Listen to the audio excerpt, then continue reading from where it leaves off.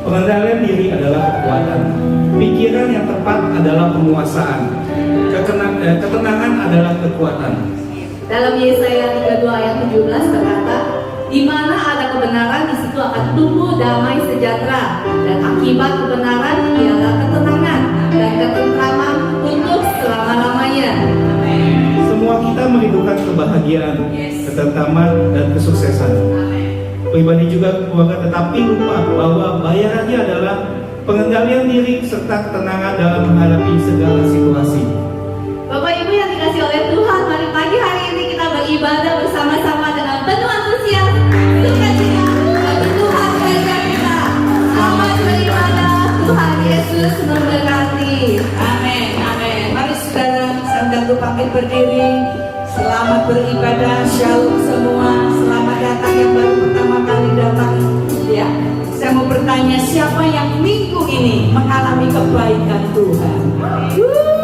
Berikan kemuliaan buat Allah kita. Amin. Kita ada di sini. Kita dalam keadaan baik itu karena kemurahan Tuhan, karena kebaikan Tuhan. Amin, saudara.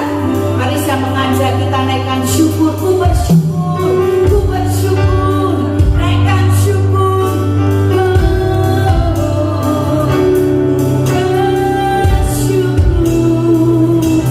Ku bersyukur.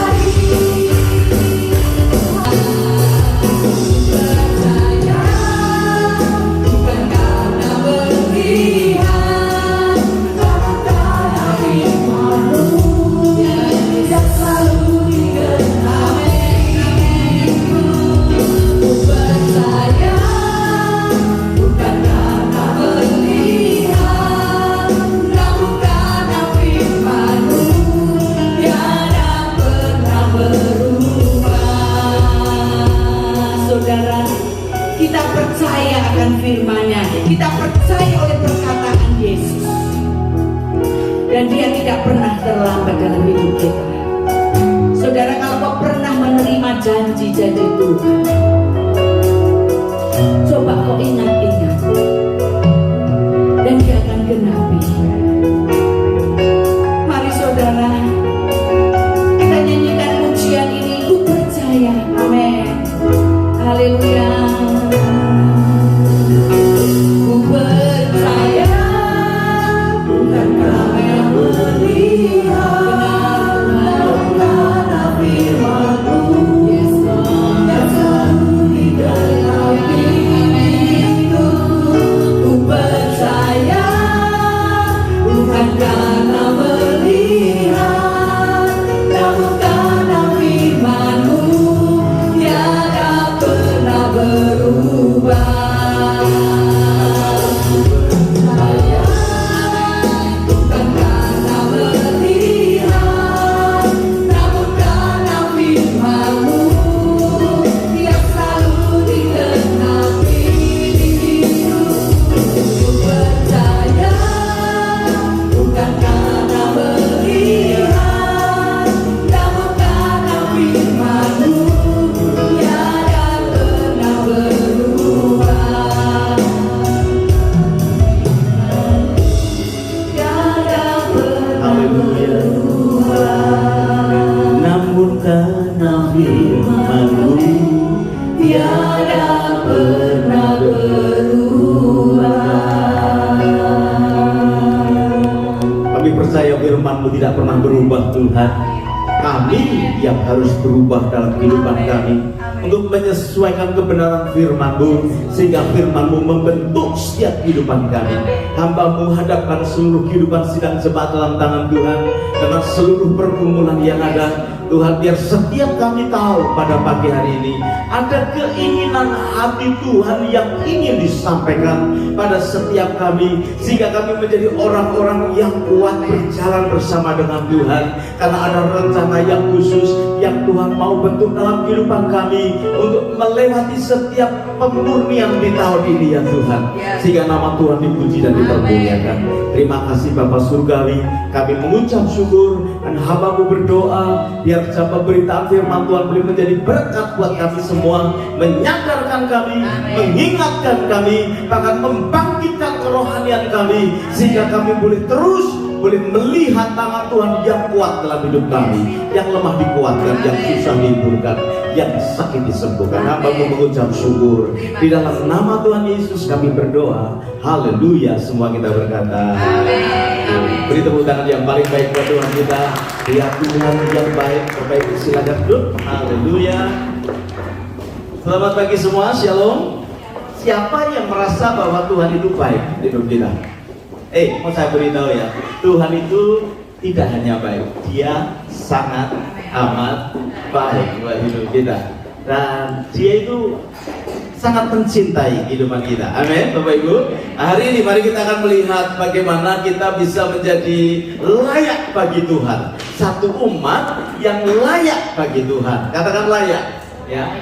Karena seringkali kita tidak menyadari ada tuntutan Tuhan yang lebih daripada sekedar kita ini hanya melayani Tuhan, berbuat sesuatu, ya. Ada sesuatu yang Tuhan mau sampaikan pada pagi hari ini. Kita akan melihat terlebih dahulu beberapa ayat firman Tuhan. Lukas pasalnya yang pertama. Saya mau mengajak kita lihat Lukas pasalnya yang pertama. Satu kisah yang baik sekali yang Alkitab tuliskan. Tetapi ini ayat yang ke-13. Lukas pertama ayat yang ke-13 kita akan mulai. Tetapi malaikat itu berkata kepadanya, jangan takut hai Zakaria, sebab doamu telah dikabulkan, dan Elisabet istrimu akan melahirkan seorang anak laki-laki bagimu, dan haruslah engkau menamai dia Yohanes. Yohanes itu artinya yang dikaruniai, ya, yang dikaruniai. Engkau akan bersukacita dan bergembira, bahkan banyak orang akan bersukacita atas kelahirannya itu, sebab ia akan besar di mana? Di hadapan Tuhan. Dan ia tidak akan minum anggur atau minuman keras, dan ia akan penuh dengan Roh Kudus mulai dari rahim ibunya. Ia akan membuat banyak orang Israel berbalik kepada Tuhan, luar biasa, Allah mereka. Dan ia akan berjalan mendahului Tuhan dalam roh dan kuasa Elia untuk membuat hati bapak-bapak berbalik kepada anak-anaknya, dan hati orang-orang durhaka kepada pikiran orang-orang benar. Perhatikan, dan dengan demikian menyiapkan bagi Tuhan suatu apa? Umat yang layak baginya. Rupanya Tuhan tidak hanya sekedar ingin kita beribadah, kita menjadi orang yang baik, tetapi Dia mau kita menjadi umat yang layak bagi Dia. Umat yang layak itu artinya umat yang bisa siap dipakai oleh Tuhan. Tidak hanya menjadi satu umat Tuhan yang hanya menantikan berkat Tuhan, membutuhkan pertolongan daripada Tuhan, tetapi satu umat yang bisa siap dipakai oleh Tuhan. Dan umat yang layak itu adalah umat yang memang bisa dipakai. Kalau tidak layak nggak bisa dipakai. Kita pikir kita sudah melayani pekerjaan Tuhan, tetapi nanti kita akan lihat rupanya bukan orang yang berseru Tuhan atau melakukan pekerjaan Tuhan itu yang berkenan di dalam dia. Bapak Ibu yang dikasihi Tuhan, banyak sekali di antara kita yang rindu untuk hidupnya dipakai oleh Tuhan. Siapa yang rindu dipakai oleh Tuhan ya? Semua kita rindu dipakai oleh Tuhan. Dan saya mau beritahu kepada saudara, orang yang rindu dipakai oleh Tuhan ya pasti dipakai oleh Tuhan, tapi belum tentu orang yang dipakai oleh Tuhan itu ya, atau orang yang melakukan pekerjaan itu di hadapan Tuhan sebetulnya layak dipakai oleh Dia. Banyak hal kita bisa pelajari untuk kita bisa mengerjakan pekerjaan Tuhan.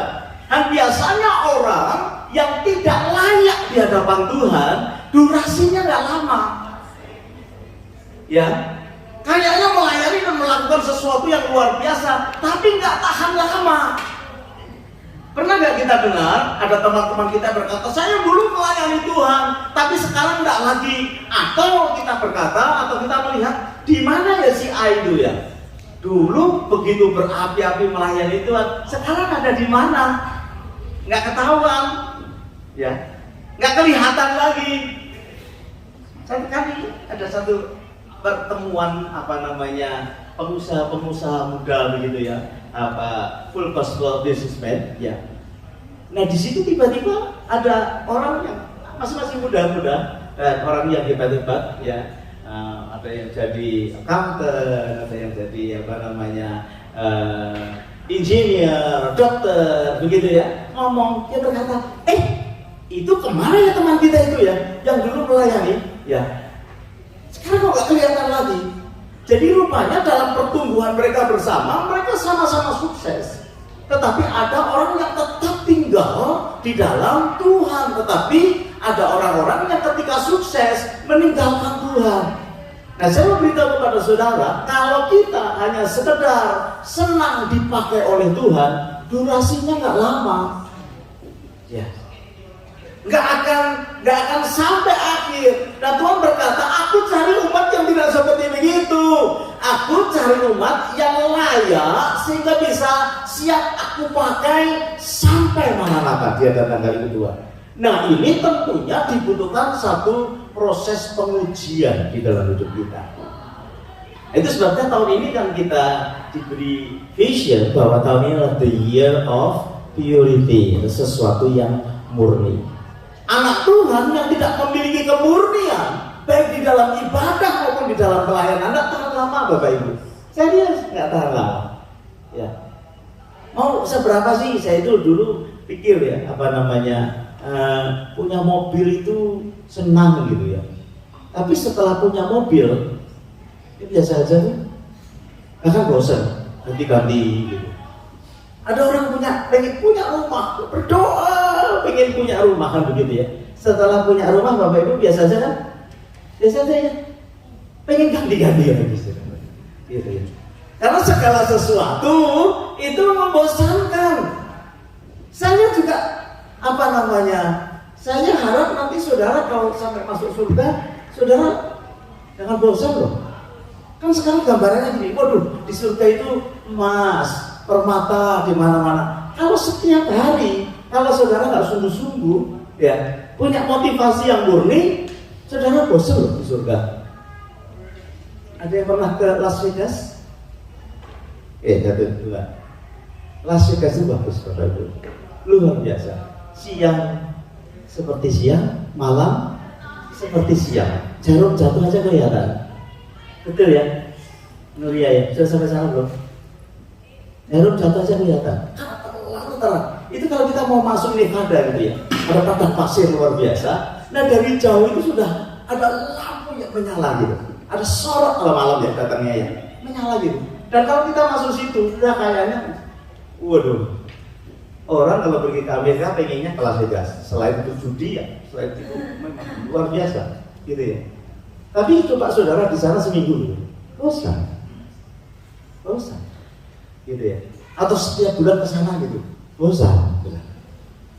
Nah, saya mau sampaikan kepada saudara, Tuhan ini mau membentuk satu umat yang tidak bosan. Umat yang layak, yang siap dipakai, karena memang untuk itu saudara dan saya dipilih. Nah Bapak Ibu, kita jangan hanya berhenti menjadi orang-orang yang hanya dipakai oleh Tuhan. Karena di zaman akhir ini rupanya ada sesuatu yang lebih utama daripada hanya dipakai oleh Tuhan. Tetapi apa? Menjadi umat yang layak di hadapannya. Ya, jadi ukuran iman kita sebetulnya bukan diukur dari kegiatan rohani kita, ya, sibuk melakukan. Ukuran rohani kita sebetulnya ukurannya adalah integritas dalam hidup, kesungguhan, ketulusan, dan juga kebenaran dalam hidup. Nanti saudara akan melihat ya, ada satu ayat yang bagus sekali ya. Saya yakin ya kita semua tahu bahwa Tuhan cinta kita ya. Jadi saya berharap saudara paham bahwa Tuhan itu sangat mencintai kita. Nah untuk orang yang dicintai, dia akan sampaikan banyak rahasia-rahasia dalam kehidupan kita. Mari kita akan melihat satu hal yang seringkali dijadikan ayat untuk memukul setiap anak-anak Tuhan, khususnya yang bergairah di dalam Tuhan, orang-orang karismatik seperti saudara, orang-orang Pentakosta seperti saudara. Ada satu ayat yang seringkali menjadi bahan pembicaraan sehingga kadang kita malas untuk baca itu, ya. Karena seringkali memukul kehidupan kita sendiri. Itu di Matius pasal yang ke-7 ayat yang ke-21 dan 22. Saya ingin mengajak saudara untuk melihat bahwa sebetulnya Tuhan tidak berhenti untuk menginginkan saudara menjadi umat yang lebih lagi dari sekedar menjadi umat yang melayani atau melakukan pekerjaan Tuhan. Mari kita akan lihat Matius 7 ayat yang ke-21. Perhatikan baik-baik ya. Ini sering kita dengar, kita males untuk membahasnya. Tapi saya mau mengajak kita membahas sebentar ini ya. Bukan setiap orang yang berseru kepadaku apa? Tuhan. Tuhan ini di akhir zaman, saudara ya, akan masuk ke dalam kerajaan surga, melainkan dia yang melakukan kehendak Bapakku yang di surga. Seru ya? Sudah nyebut Tuhan, tidak bisa masuk kerajaan Tuhan. Kan aneh. Saudara bisa nangkap? Kita yang menyebut dia Tuhan, kita yang nyanyi bahwa dia Tuhan yang luar biasa, dikatakan tidak bisa masuk di dalam kerajaan Allah. Di ayatnya yang ke-22 berkata begini, ini yang terjadi. Pada hari terakhir banyak orang akan berseru kepadaku. Tuhan ini.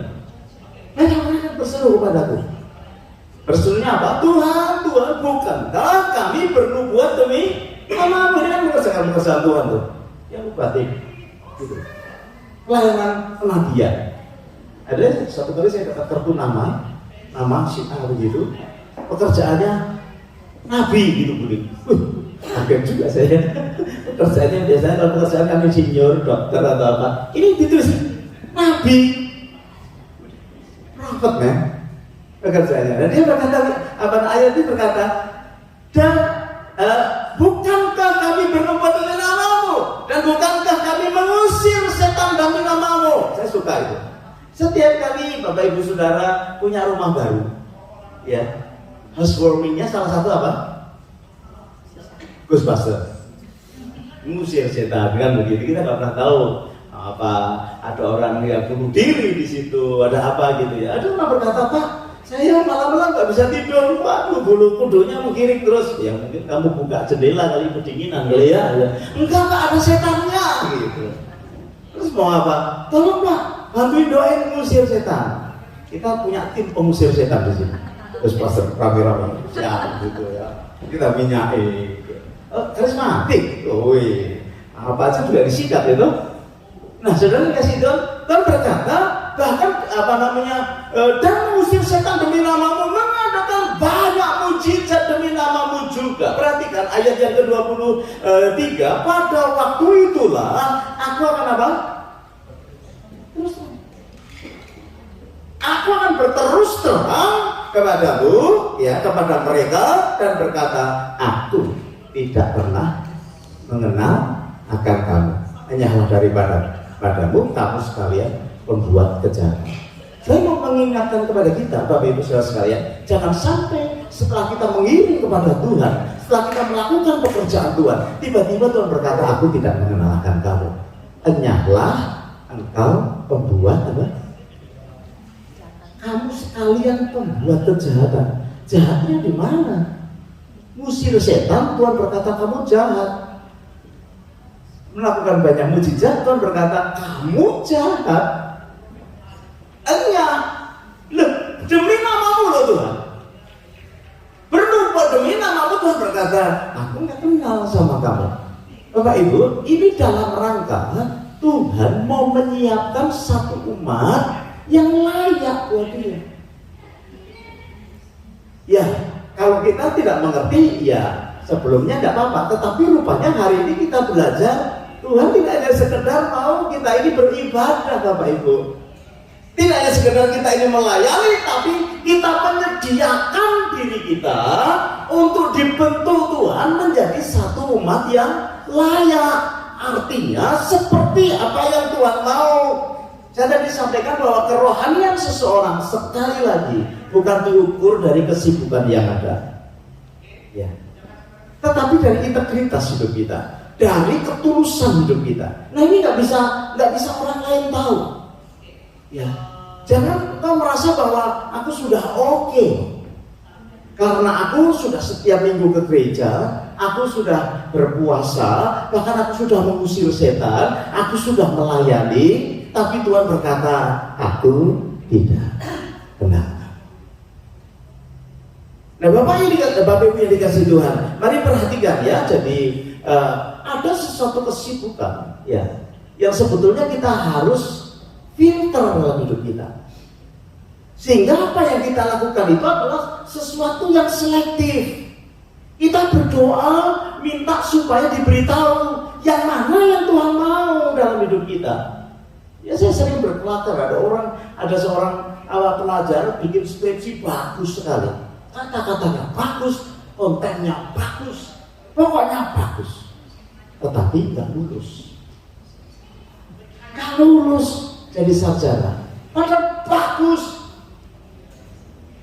isinya bagus, covernya bagus, tetapi nggak lulus.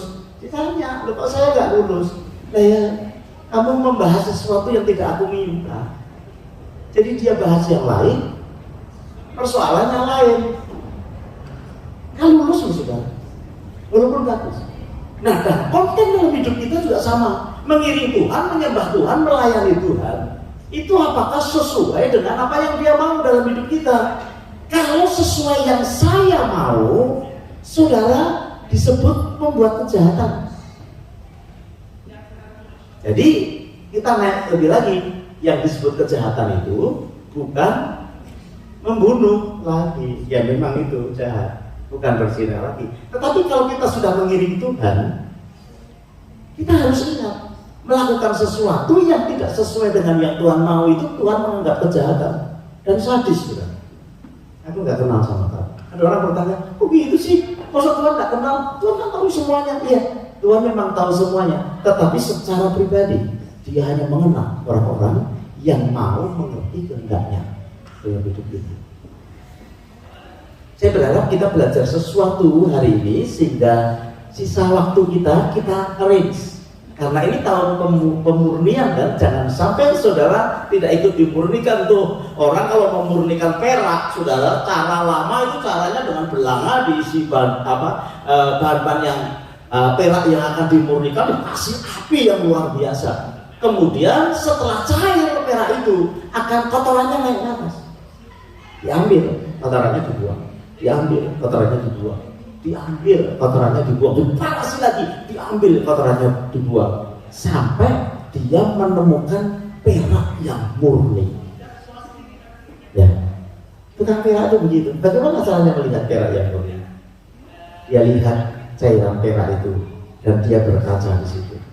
Ya, kalau gambarnya di kaca itu mirip dengan dia, baru itu disebut sebagai perak yang murni. Tapi kalau ketika melihat di cairan perak itu, mulutnya menceng, kemudian telinganya besar sebelah, gitu ya. Berarti belum murni.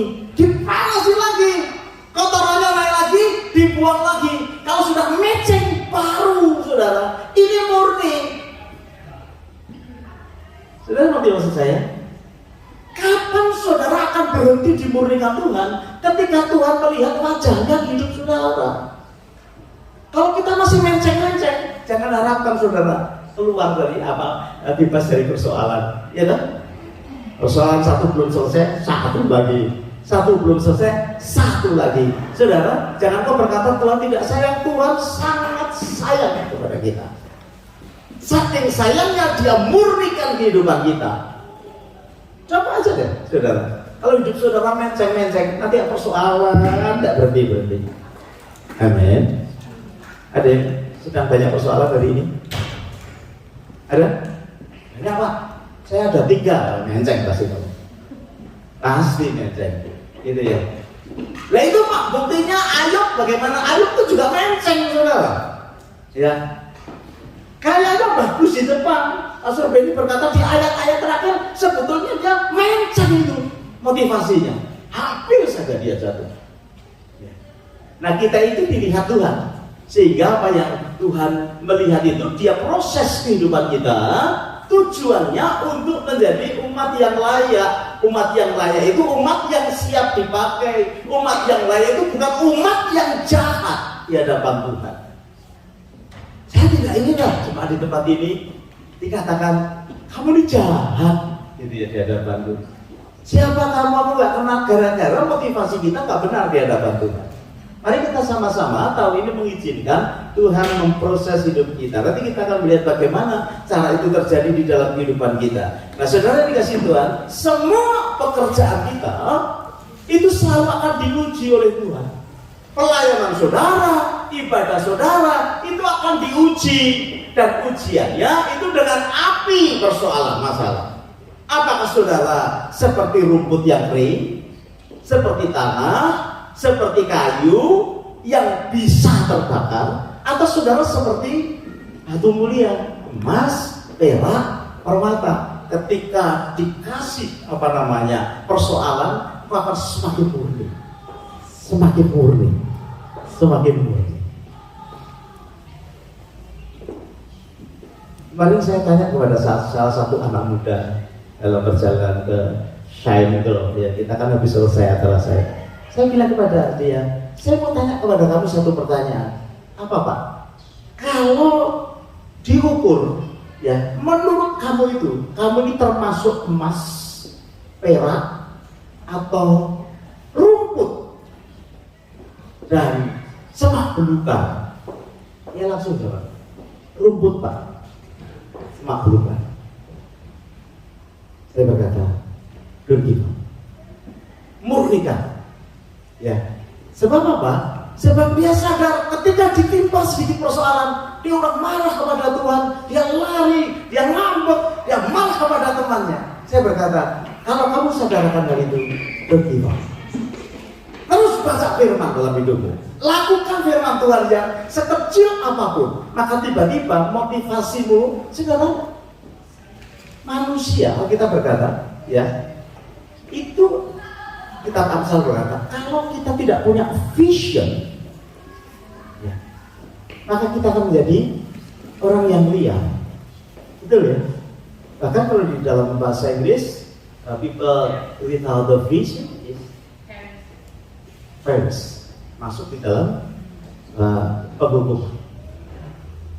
Nah, tujuan kita ini satu, mata kita ini sebetulnya harusnya diarahkan kepada yang sudah menyelamatkan kita, yaitu Tuhan Yesus. Dan dia berkata menyelesaikan pekerjaannya. Saudara ya, kalau saudara, mata saudara itu tertuju kepada Tuhan dan saudara tahu apa yang harus dikerjakan sesuai dengan kehendaknya, saudara tidak akan menjadi orang yang lemah atau menjadi orang yang mudah bosan atau orang yang mudah putus asa. Tetapi kalau kita tidak memandang kepada itu, yang kita pandang lain, memang kelihatannya mungkin di awal-awal, selalu yang kelihatan di awal-awal.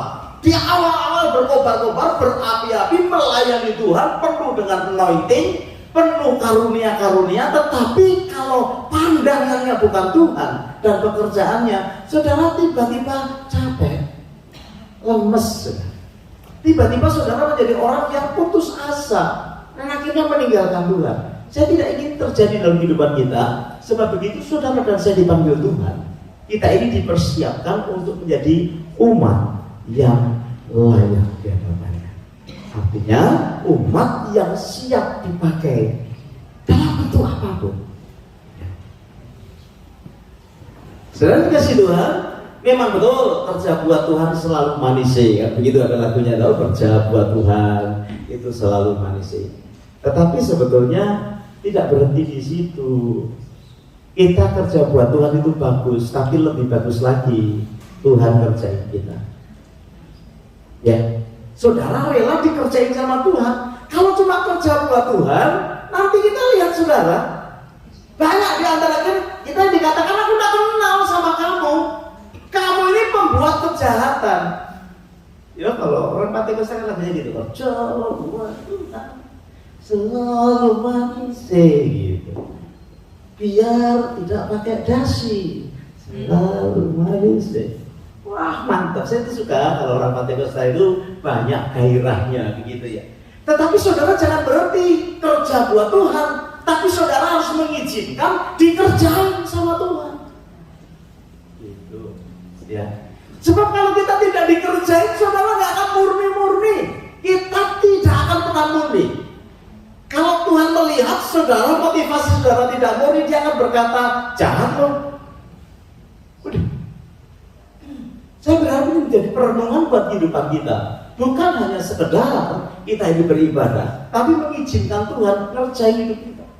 Semakin dia kerjain, waduh berarti nggak enak dong Pak ya, nggak bisa berbuat lagi. Oh enggak, lebih daripada berbuat. Kalau kau dikerjain sama Tuhan, lu buatmu lebih dahsyat. Waduh berarti kamu tidak bisa melayani ya. Bisa lebih melayani dengan lebih dahsyat lagi. Selama engkau mengizinkan hidupmu dimurnikan oleh Tuhan. Ya, Bapak Ibu yang dikasih Tuhan, itu sebabnya mari kita menjadi umat yang layak dan siap dan tulus ya hadapan Tuhan. Ya, saya suka sih komunitas kita ini komunitas yang suka melayani. Gampang aja. Ayo kita melayani. Ayo kita pergi ke Melbourne. Orang belakang. Mau cari apa di sana? Semua pengen istilahnya mengerjakan pekerjaan Tuhan, dan memang betul sih. Kita ke sana nggak santai-santai ya.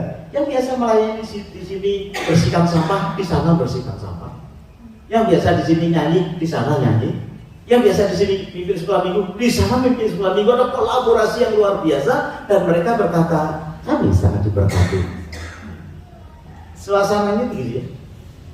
Dan saudara bersyukur di tempat ini kalau disuruh sekolah teologi ya, pasti saudara nggak takut. Semua melayani, semua menyampaikan firman. Situasinya mungkin guling-guling aja bu. Sekolah teologi dia juga nggak takut pasti ya. Kalau ada waktu langsung. Serius tuh Bapak Ibu. Ya, kalian ini sudah saya tanya-tanya. Ayo masa tua mau apa? Gitu ya. Ntar dia udah pensiun, saudara ya. Jalan-jalan. Ayo sekolah teologi ya mau nggak gitu. Apa yang kita suka? atmosfernya bagus.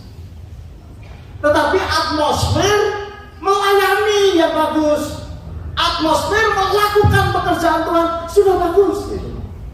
Nah kita mau dibawa lagi, yang itu tidak bisa jadi jaminan menjadi umatku yang layak. Mesti layak lagi. Aku ingin mengerjakan hidupmu. Nah banyak anak-anak Tuhan yang tidak mau dikerjakan, sehingga akhir hidupnya tidak layak di hadapan Tuhan. Ya, makanya tadi dikatakan hanyalah engkau aku tidak kenal. Saudara, hal yang kedua tentang mengenai Tuhan mengenal kita. Ya, kalau kita mengenal Tuhan, tapi kalau Tuhan mengenal kita rupanya bukan sesuatu yang gampang. Orang tahu ya, tapi kalau kenal mesti ada sesuatu yang relationship-nya itu kuat. Ya, mungkin saudara kenal sama Pak Yuki, tapi belum tentu Pak Yuki kenal sama saudara. Ya, uang ketemu di jalan gitu, hai Pak Yuki. Dia berkata, siapa tuh Pak? Oh itu. Dia lebih terkenal daripada orang itu. Sering nggak begitu ya? Ya. Tapi bikin sopo. Banyak di antara anak-anak Tuhan yang berkata kenal Tuhan, ya nyanyi. Tetapi akhirnya tadi dia berkata, aku nggak kenal engkau. Siapa engkau? Ya. Itu sebabnya kita harus semakin mendekat kepada Tuhan di dalam kehidupan kita. 2 Timotius pasal 2 ayatnya ke-19. Mari kita akan lihat 2 Timotius pasalnya yang kedua ayatnya yang ke-19. Tetapi ya, dasar yang diletakkan Allah itu teguh. Perhatikan, meterainya apa? Tuhan mengenal siapa kepunyaannya. Jadi meterainya itu Tuhan kenal. Kalau dia nggak kenal, bagaimana saudara mau ketuk pintu surga? Nggak bisa. Yang punya rumah Tuhan. Kalau dia nggak kenal, meterainya apa? Kenal.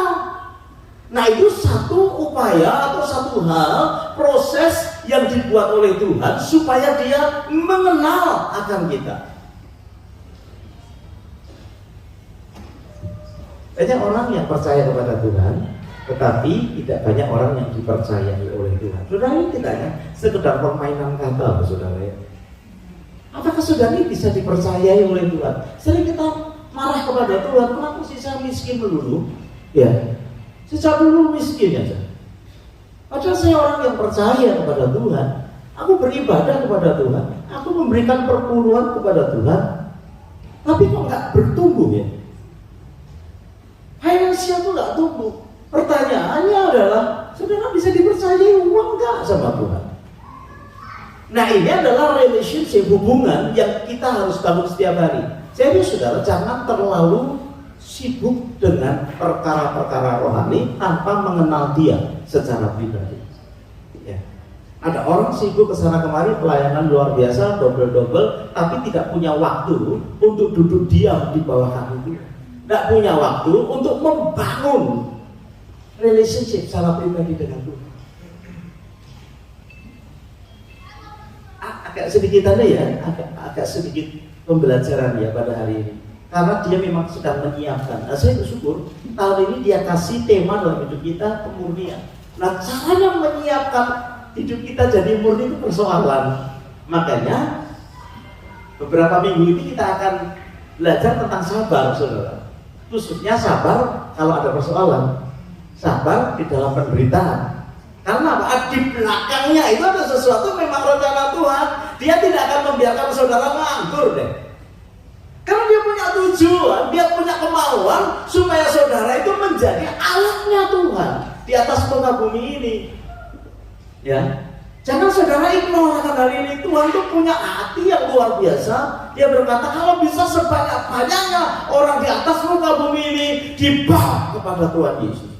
Bisa sih, dia pakai samurai melayang-layang bisa nggak? Layang-layang, ke tempat apa saudara daripada Bapak Ibu sekalian yang belum kenalkan Tuhan, atau dikasih suara gelegar, bertobat atau mati gitu ya. Suaranya tapi bukan suara saudara, suaranya Tuhan bisa saudara.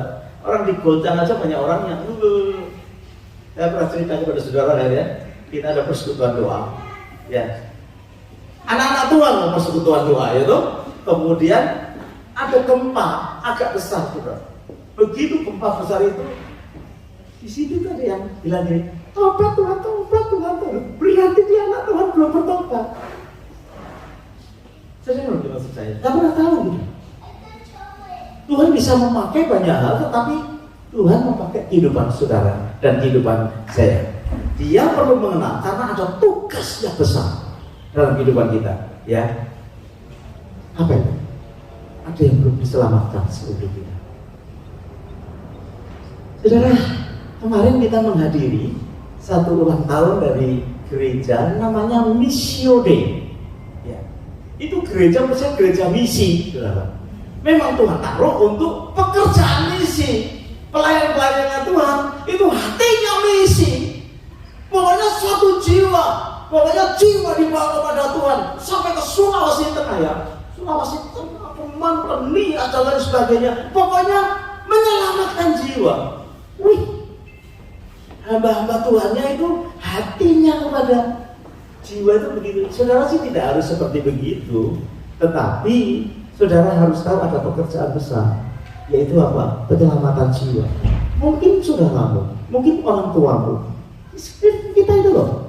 Saya heran ada anak Tuhan yang sudah dibaptis, sudah mengalami kebaikan Tuhan, mamanya belum kenal akan Tuhan dan tidak didoakan. Itu ya sama dengan anak Tuhan yang berbuat kejahatan. Bukan saya yang ngomong, Tuhan firman-Nya berkata, kamu Tuhan, tapi kamu tidak punya hati untuk sekeliling kita. Saudara memang tidak kelihatan, tetapi kalian harus punya tugas besar ini ya Tuhan. Sebab hanya umat yang layak yang akan mengerjakannya ini. Nah kalau saudara tidak layak di hadapan Tuhan, sedikit pun tidak ada peduli amat. Kakakmu juga jahat, warisanku direbut, gitu ya. Tidak ada kepedulian dengan keluarga dekat, tidak ada kepedulian dengan teman-teman bekerja kita. Ya. Saudara masih punya teman-teman yang belum dalam Tuhan? Hah? Saudara makan bareng sama dia kalau siang, atau saudara setir, saudara pergi bareng sama dia tanpa kita peduli apa? Apalagi di Australia, you, me, you and me, different. Nah, Tuhan sudah mempersiapkan kita tahun ini untuk peduli kepada mereka. Karena apa? Kesempatan yang Tuhan beri adalah kesempatan untuk jiwa-jiwa kenal sama Tuhan. Apa itu? Memang tidak menyenangkan sih berita seperti begini, ya. Tapi ingin saya sampaikan kepada saudara supaya nanti Bapak Ibu kalau ketemu sama Tuhan jangan sampai Tuhan berkata, siapa kamu? Cuma ya Tuhan, nggak kenal sama kamu. Loh, apa yang berbuat di gereja itu? Woi, akan merupakan tangan atas orang sakit sesuai anjuran pendeta, gitu ya. Kalau orangnya sembuh tuh, tapi dia berkata, aku nggak tahu, aku nggak kenal sama kamu. This is serious. Kalau saudara tidak mau dikerjakan Tuhan dalam hidup saudara, sehingga saudara meninggal atau bertemu Tuhan dalam keadaan selamat, pastikan dalam persekutuan dengan Tuhan berkata, Tuhan tenang hidupku. Ya, saya suka itu ada seorang anak Tuhan kalau berdoa begini, kalau pagi dia berkata, selamat pagi Tuhan, terus dia berdoa. Kalau dia berdoanya siang, selamat siang Tuhan, terus dia berdoa, gitu ya. Jadi selalu ada ucapan penghormatan. Saya rasa ini bukan karena dia betul-betul you are my God. Mau tidur dia kata selamat malam. Saudara pernah kasih salam tidak sama Tuhan? Langsung terocos saja begitu deh. Saudara buat relationship sehingga dia kenal dengan kuasa Roh pribadi. Amin. Amin. Oke, yang ketiga. Rupanya selain tadi dikatakan di dalam 2 Timotius pasalnya yang ke 4 pasal yang kedua tadi, Tuhan mengenal siapa kepunyaannya. Selain dia mengenal, dia mempunyai hidup kita. Itu penting loh saudara. Kita bangga punya Tuhan, betul? Memiliki Tuhan kita bangga. Tingkatkan dikit, bersukacitalah kalau Tuhan mempunyai saudara. Ya, kalau kita punya Tuhan yang atur hidup ini, kita atau Tuhan? Kalau kita punya Tuhan yang atur siapa? Kita atau Tuhan? Hah? Kalau kita punya anjing, siapa yang atur? Kita atau anjing? Ya. Kalau anjing punya kita, siapa yang atur? Anjing. Kalau saudara terikat sama anjing, siapa yang ngatur? Anjing, saudara. Kalau kita sama uang, ya, kalau kita punya uang, siapa yang harusnya ngatur? Tapi kalau uang ikat hidup kita, siapa yang ngatur? Sekarang kalau kita punya Tuhan, siapa yang ngatur? Tingkatkan loh saudara, sampai Tuhan yang punya. Artinya gini, dia yang in charge. Memang dulu kalau pertama mengenal Tuhan sih mungkin nggak terlalu menarik dah pelajaran hari ini, ya. Dan biasanya dikasih bulan promosi kalau orang baru kenal sama Tuhan. Belum ngerti apa-apa kok. Tapi kita kan sudah tahunan ikut Tuhan ya. Saya suka berkata begini ya, kalau ketemu sama orang yang baru bertobat, dekat-dekat sama dia, suruh dia berdoa, nanti dijawab. Karena kalau orang baru kenal Tuhan, ya belum tahu kan, sakit, disuruh makan obat tak mau. Tuhan penyembuhku, dalam nama Yesus sakit pilek sembuh kan saudara? Sembuh saudara.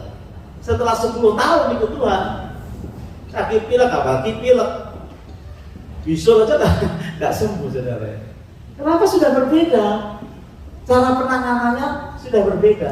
Makanya sering saya guyon kalau ada orang yang baru mengenal Tuhan, baru dibaptis Satoso itu, ya, baru dibaptis, dekat-dekat sama dia, suruh dia berdoa, jawab. Tapi nanti kalau sudah 5 tahun, 10 tahun, jangan terus suruh dia berdoa, dia sendiri doa nggak dijawab.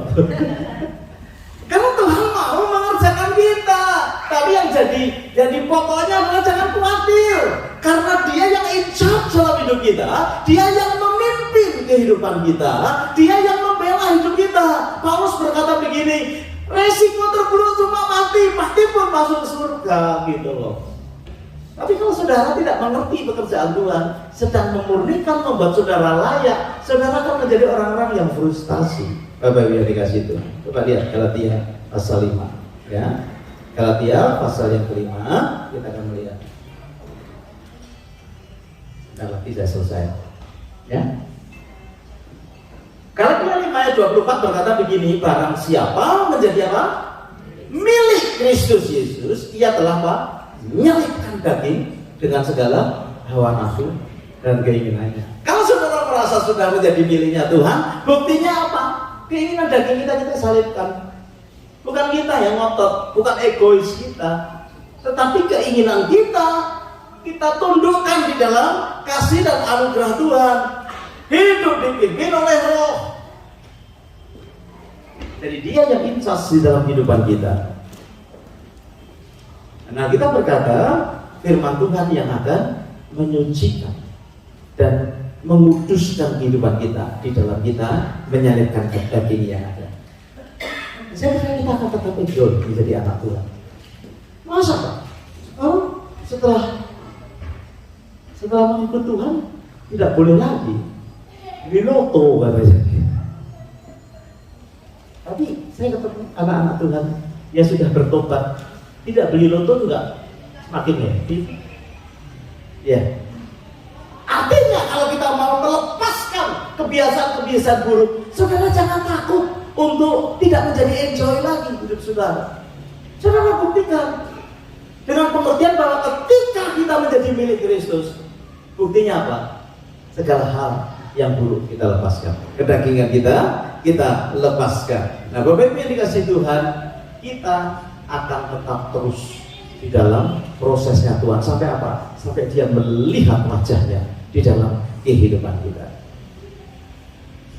Oke ya? Balik sedikit lagi di 2 Timotius 2 tadi, ayatnya yang ke-20, dia berkata seperti dalam rumah yang besar, ya. Dalam rumah yang besar bukan hanya terdapat perabot dari emas dan perak, melainkan juga dari kayu dan tanah. Yang pertama dipakai untuk maksud yang mulia, dan yang terakhir untuk maksud yang kurang mulia. Jadi ada dua. Setelah kita menjadi anak Tuhan, ada dua perbedaan. Yang satu, kondisi imannya itu seperti tanah, seperti kayu yang ketika diproses sama Tuhan terbakar.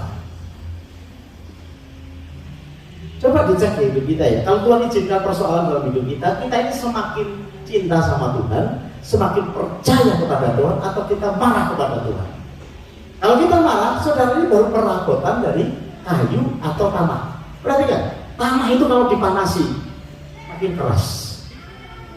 Anak Tuhan kalau ditegur oleh firman Tuhan, anak Tuhan kalau diberi persoalan atau diizinkan persoalan, semakin keras hatinya, nggak mau tobat. Tetapi kalau kita ini dipersiapkan untuk barang yang mulia, untuk sesuatu perabot yang mulia, yang dari emas, yang dari perak, ketika persoalan terjadi dalam hidup kita, kita semakin cinta kepada Tuhan. Karena kita tahu akan melihat pekerjaan Tuhan di dalam kehidupan kita. Ini sangat beda sekali. Makanya saya kalau melihat ada anak-anak Tuhan, pelayan-pelayan Tuhan yang tidak hati-hati, kemudian dia marah, dalam pikiran saya cuma satu, dia perabot yang kurang mulia. Dan saudara, perabot yang mulia itu kuat untuk dimurnikan, sehingga menjadi sesuatu yang mulia. Nah, kalau yang tidak mulia, ketika dimurnikan halus. Tuhan berkata, kamu membuat kejahatan.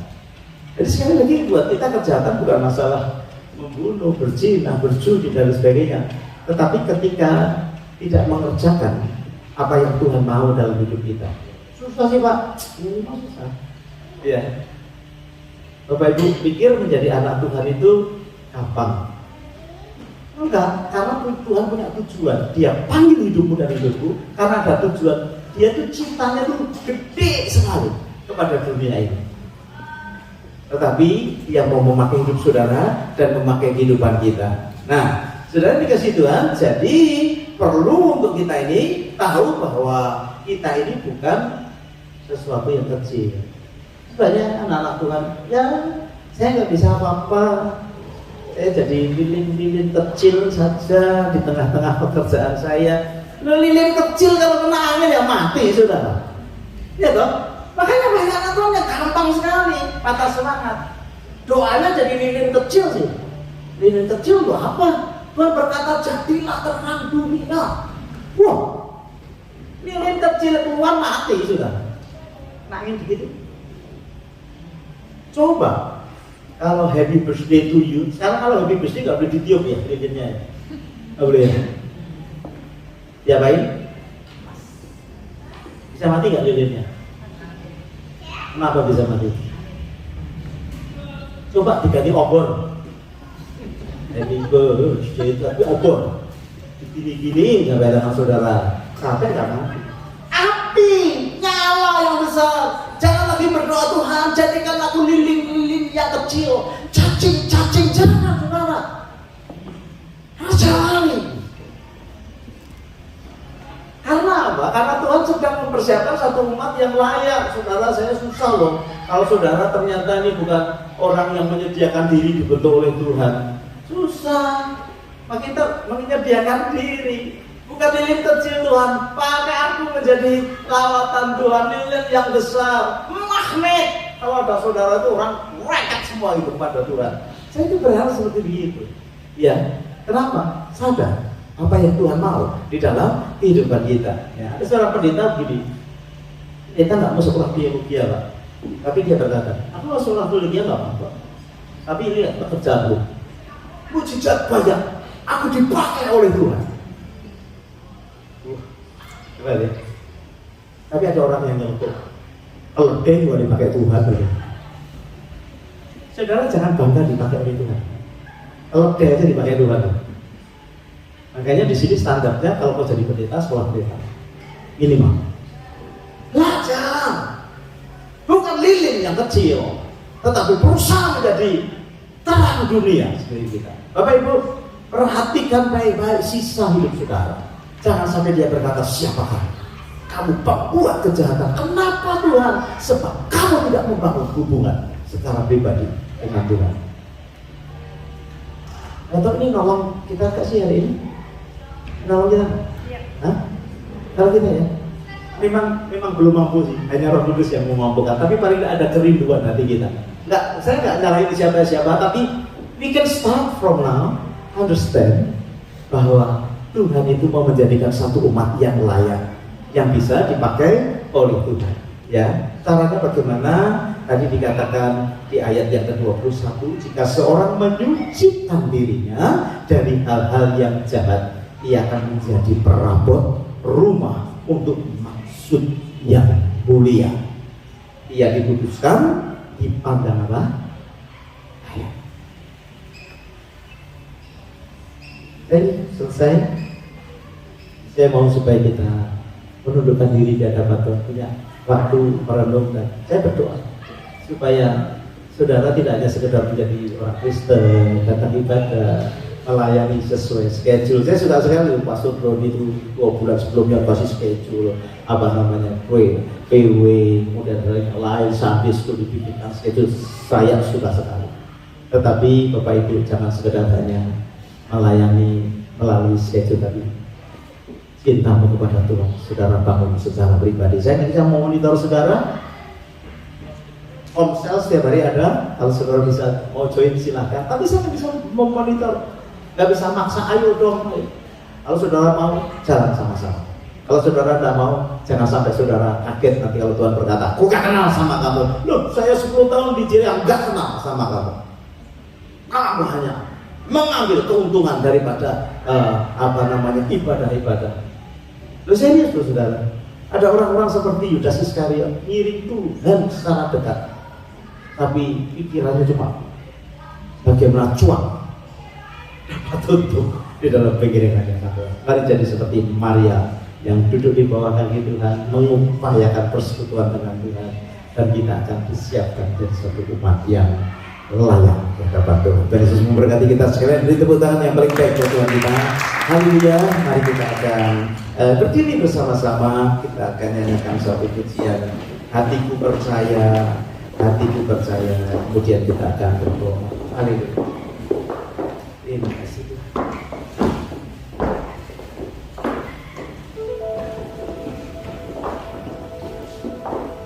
Hatiku percaya,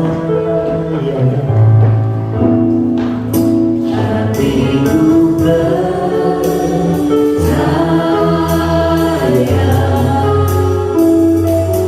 hatiku percaya,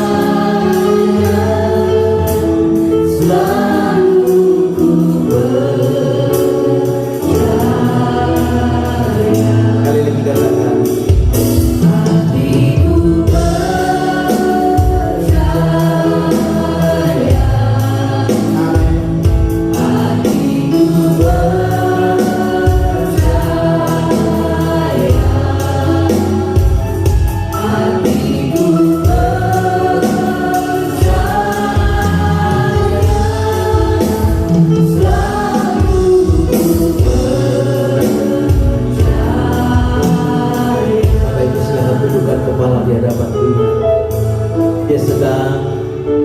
di dalam kehidupan kita masing-masing pada pagi hari ini. Renungkan baik-baik. Jangan berhenti hanya melayani Tuhan. Jangan berhenti hanya beribadah seperti rutinitas. Kita tingkatkan lagi sebab kita tahu Tuhan sedang menyediakan atau membentuk satu umat yang layak di hadapan-Nya, sehingga tidak ditolak oleh Dia. Akan banyak orang bersama Tuhan di zaman akhir ini, tapi Tuhan tidak kenal akan dia. Artinya mereka tidak masuk di dalam kekekalan. Nanti banyak surprise di surga. Mungkin saudara tidak melihat orang-orang yang berdiri seperti saya di depan mimbar. Hari-hari terakhir sudah tidak zamannya lagi kita mengejar orang-orang terkenal, mengejar gereja-gereja yang terkenal. Tapi Tuhan sedang bergerak secara korporat di tengah-tengah kita.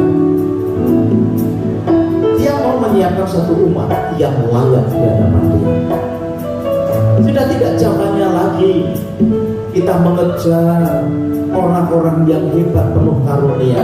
Kejar Tuhan dalam hidupmu, Bapak Ibu.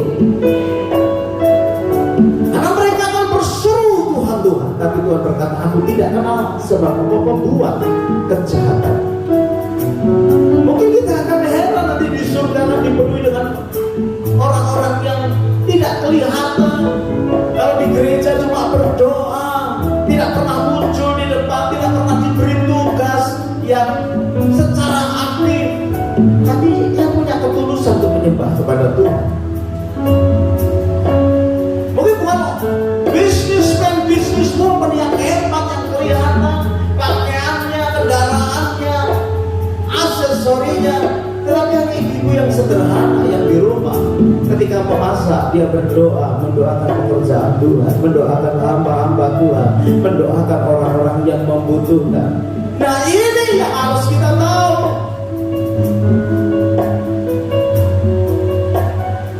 Sampai semua kita ini dikenal oleh Tuhan, diketahui oleh Tuhan. Dia tahu kita secara pribadi. Bapak Ibu, sekarang saya ingin berdoa buat saudara yang rindu untuk tidak hanya sekedar kenal Tuhan, tapi lebih mengenal. Tentunya Roh Kudus akan berkarya. Atau tidak hanya sekedar tahu, ya, tidak hanya sekedar memiliki Tuhan, tetapi kau rindu juga dimiliki oleh Tuhan.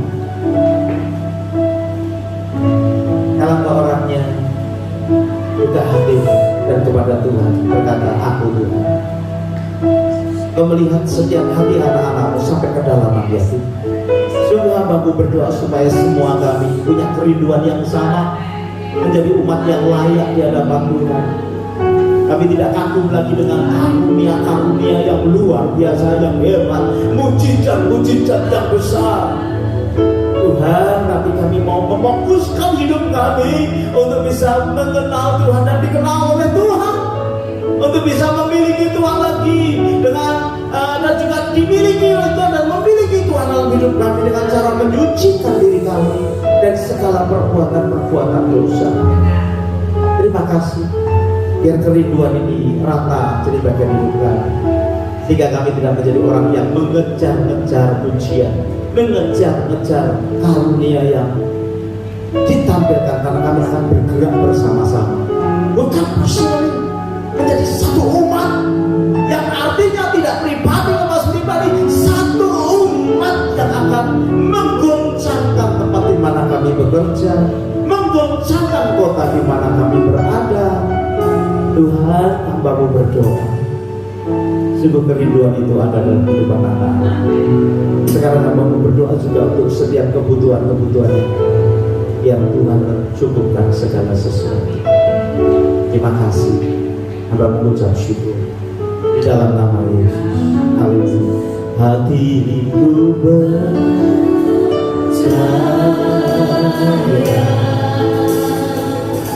hatiku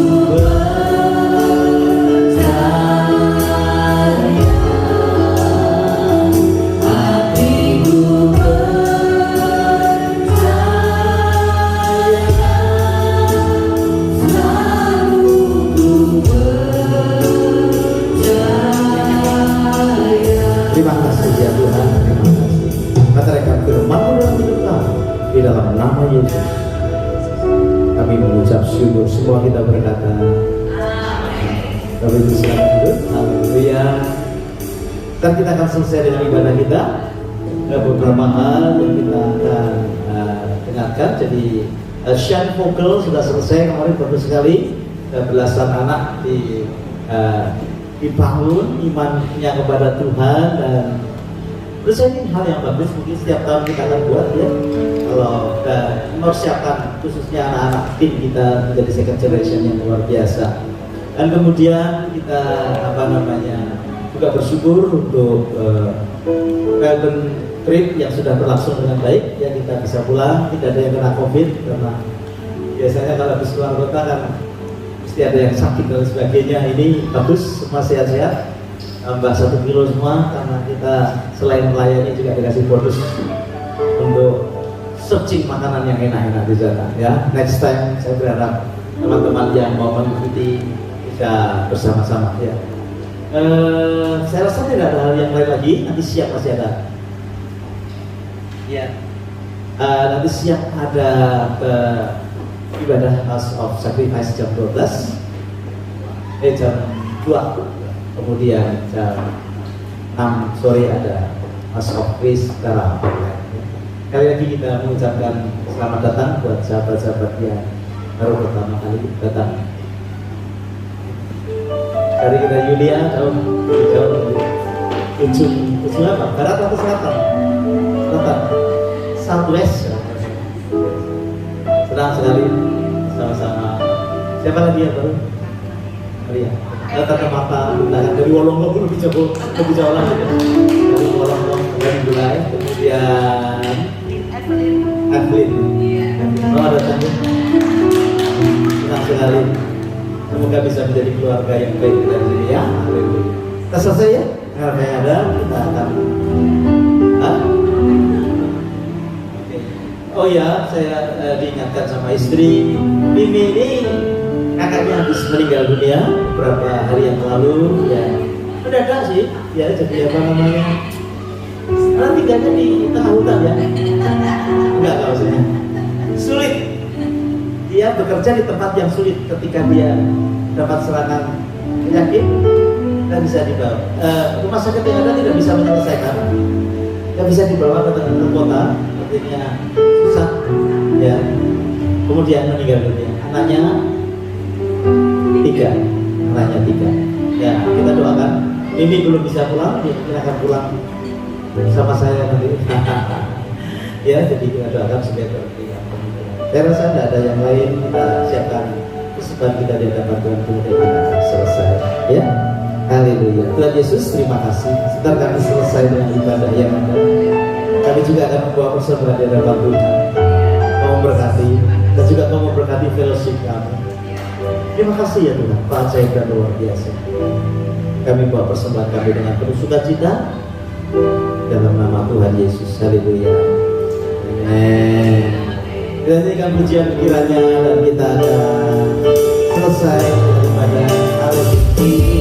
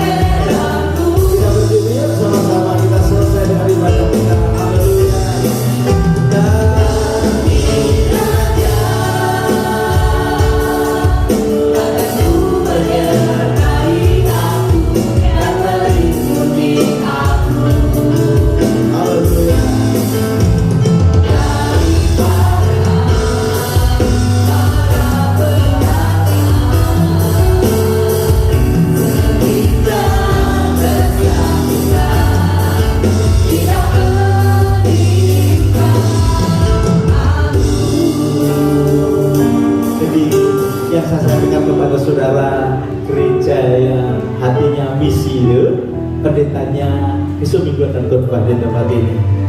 Siapkan hati saudara untuk pekerjaan misi ya, supaya spiritnya nular di tengah-tengah kita tuh. Pandangan kita tidak hanya kepada dolar tapi kepada jiwa-jiwa ya. Amin Bapak Ibu. Mari kita akan selesai. Terima kasih ya Tuhan. Kau memberkati setiap umat-Mu baik yang di tempat ini maupun yang mengikuti secara online. Terima kasih sekali lagi untuk teman-teman yang baru Kau kirim tengah-tengah kami. Evelyn, Tuhan memberkati.